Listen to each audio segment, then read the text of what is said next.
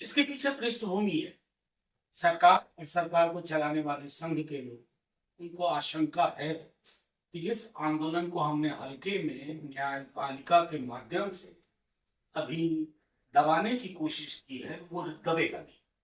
Sewer deaths की 4 तस्वीरें लगी हुई और मुझे खुद सरकार ने बताया है कि 98% एक ही जाति के लोग हैं। ये पीछे चलना नहीं। और ये लड़ाई हम किसी व्यक्ति विशेष के खिलाफ नहीं। मिशन के तहत कहा गया कि क्या हम पीछे की ओर जा रहे हैं। ये चीफ जस्टिस ऑफ इंडिया ने कहा। शायद वो समाज नहीं देख पा रहे, हम तो पीछे ही चल रहे हैं भाई। 2-3 बातें, बाकी तो हम लोग कई और माध्यमों से बात करते ही हैं। जैसे यूजीसी को लेकर पिटीशन को लेकर अखबार ने मुझसे कहा कि आप लिखिए, तो मैंने कहा भ्रांतियां फैलाई जा रही हैं और दिक्कत क्या है कि भ्रांति फैलाने वाले वो ज्यादा विजिबल दिखते हैं, शोर उस तरह का, और जो एक व्यापक आबादी है शायद उन माध्यमों तक वो भी अपने आप में इनइक्वालिटी का पैराडाइम है जहां तक हम नहीं पहुंचते हैं। अभी जब आपके पास आ रहा था तो उस आलेख का हिंदी अनुवाद किसी प्लेटफॉर्म में किया है, मैं शेयर करूंगा उसको। बहरहाल तमाम साथियों जिनका रजिस्ट्रेशन हुआ है, please take it as a bad of honour. मतलब बुरा मत मानिएगा, मुझे तो लग रहा है कि हम लोग तो परमानेंट रजिस्ट्रेटेड होते।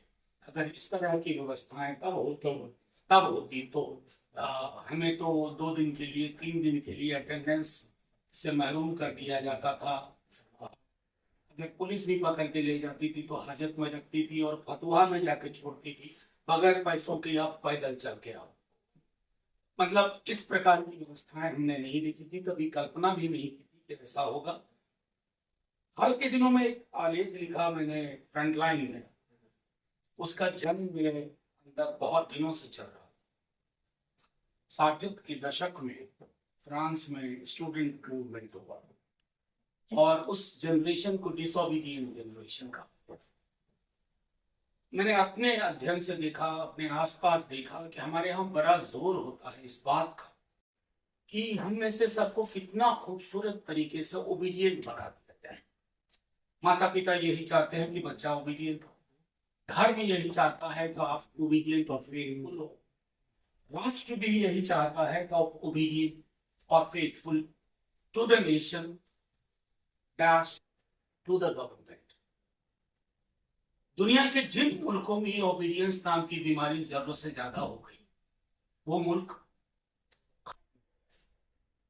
तो a fair amount of obedience is needed, but unfair amount of obedience has to be discarded.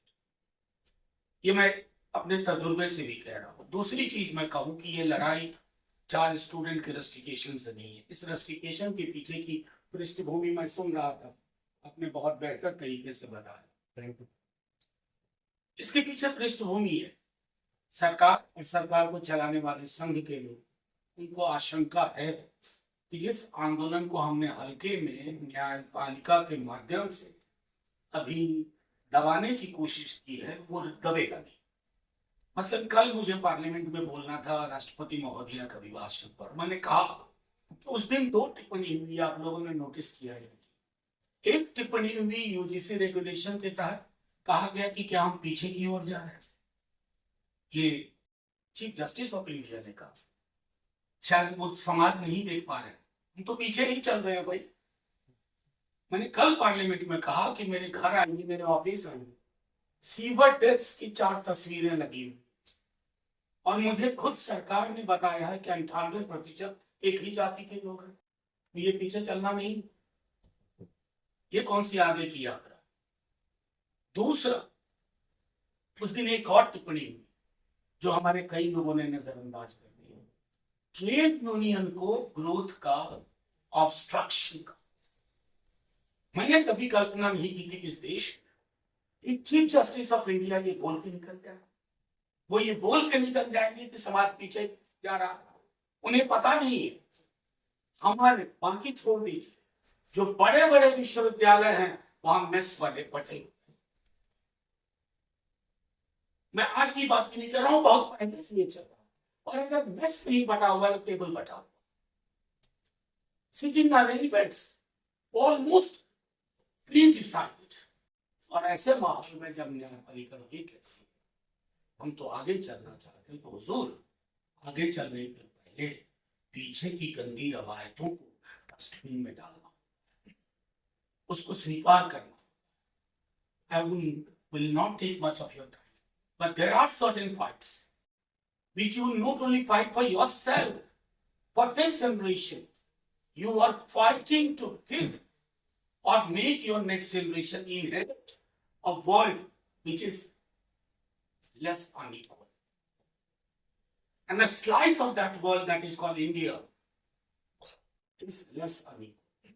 और इसके लिए मैं समझता हूं कि व्यापक भागीदारी, अक्सर हमारे आंदोलन इलाहाबाद, दिल्ली, पटना तो आजकल मिसिंग लिंक सा हो गया, इस तरह के सेंटर्स में रहता, इसको एक जब तक हम एक व्यापक, और ये लड़ाई हम किसी व्यक्ति विशेष के खिलाफ नहीं, इस लड़ाई को बहुत तरतीब से हमें ये बताना होगा कि जब कभी कोई संरचनात्मक विसंगतियों के खिलाफ लड़ाई होती है तो प्रिविलेज क्लासेस को ये लगता है कि मेरे प्रिविलेज को छीनने की कोशिश।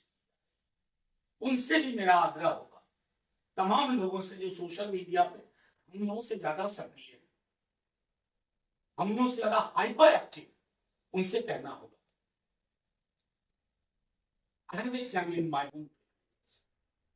मैंने लिखा इंडियन एक्सप्रेस में इसके बारे में डिटेल, फिरोज यहां बैठे हुए हैं, डिटेल लिखा, लेकिन लगा बात नहीं बनी।